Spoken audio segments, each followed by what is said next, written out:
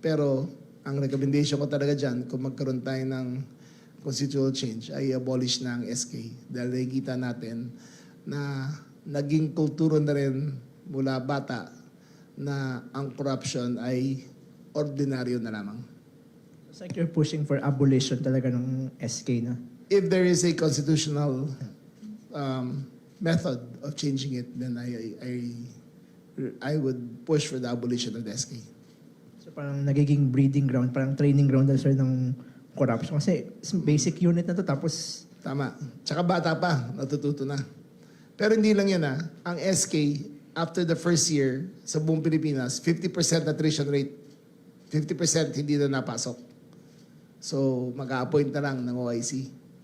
Kasi nag-aasawa, nagkatrabaho, nag-aaral, hindi na kaya gampanan na kanilang kapangyarihan. So, ang recommendation ko ay village council na lang ang mag-a-appoint kung sino mag-handle ng youth affairs kaysa mag-election pa.